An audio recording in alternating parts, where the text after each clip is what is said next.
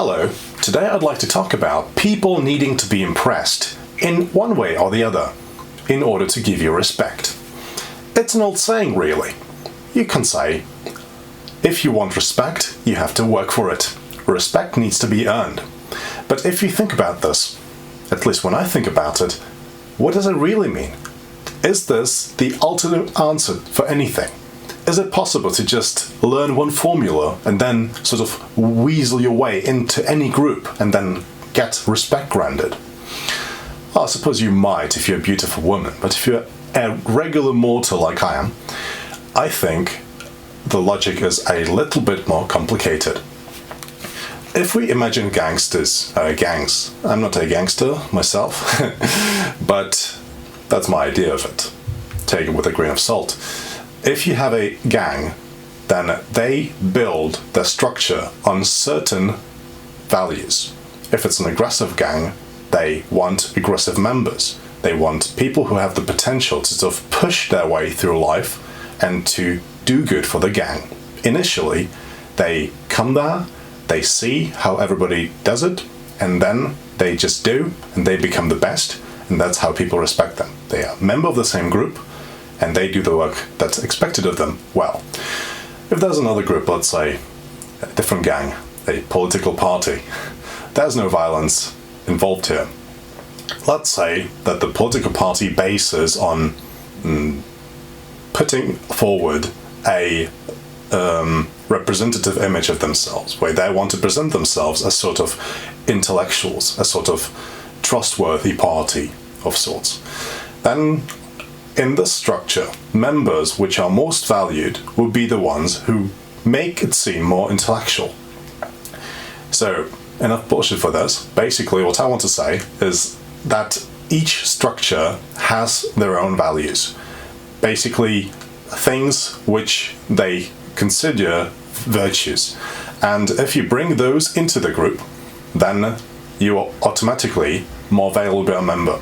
So that's why I said about a beautiful woman, for example, because there's very few groups, at least of the groups whom I've sort of encountered in my entire life. If you're a beautiful woman, you're almost always welcome to join. However, not for me. What I want to say here is that people, if you want their respect, need to see that you do work and deliver some outcome on their own terms so as to provide value which they recognize as value. That's independent of you. It's all up to them. And there are people, quite many people, who are really bent on success. Those are people who are not necessarily bad people, could be good or bad people, but for them, if you do not demonstrate that you're a successful person, they will automatically think less of you. I mean, the last time I did this, I must have been like 15 years old or something.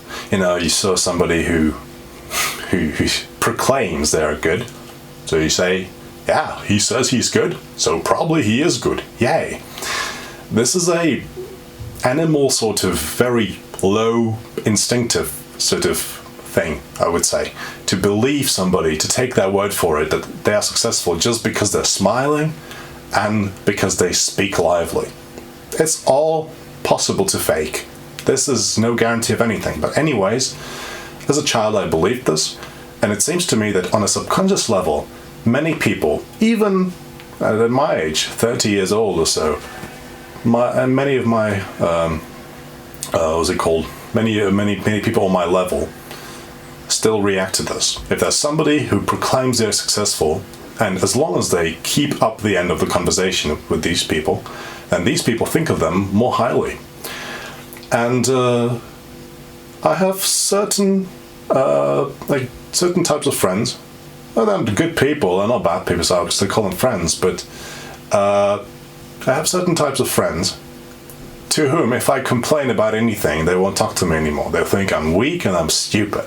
Because if you think about something in academic sort of perspective, then somebody passes an exam, let's say in subject A, I fail, and they automatically assume by this that they are superior to me in any aspect. They think, okay, I passed with flying colors, and this guy didn't even manage to pass. Obviously, I'm better at anything.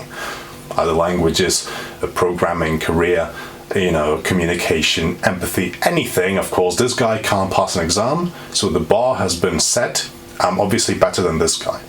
I think it's wrong, but if there are enough people like this in the society to sustain this sort of idea that just because of an exam, one single exam, this person is better than the other person, then they can sustain it, and they can basically establish it as a norm.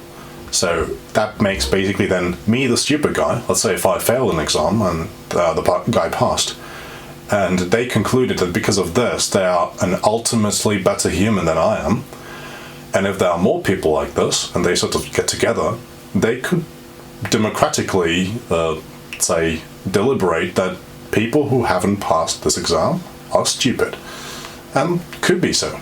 But it's all very relative. And from this I conclude that very much like a gang, their value here is basically passing exams or say life success. And anything which demonstrates that you are not the biggest macho person in the world, that you're not the fighter, the combatant who goes onwards, who goes through the pain and so, then they consider you weak and tiring. And I basically wanted to put this forward, is that basically not everybody is like this.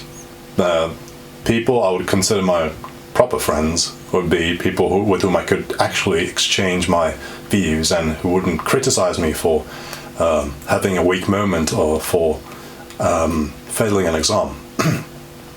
Because it's all irrelevant, at least from my understanding. If you are a human being, you are you. It doesn't matter what happened yesterday or what will happen tomorrow. As long as you're a decent human being, you're still a decent human being. But if there's some factor which puts you above another person, it does draw a line, but only in that department. Anything, yeah. So if it's an exam, it could be concentration problems, whatever. Stress, or the fact that you have only studied for 2 days before the exam. And basically, I think these are things that are specific to different sub-societies, and each society has their individual set of rules, and to somebody, you have to display success, or at least your idea of being successful, and you have to somehow associate yourself with it, and then it's basically putting you in a good light. And if you do the opposite, then basically you make yourself weak and you give up your position in the society. But in a different group, let's say with the proper friends, I would call them, you could say anything, and at the end of the day, you're still the same human as you were today. So that's about it. If you made it this far, thanks for listening, and bye.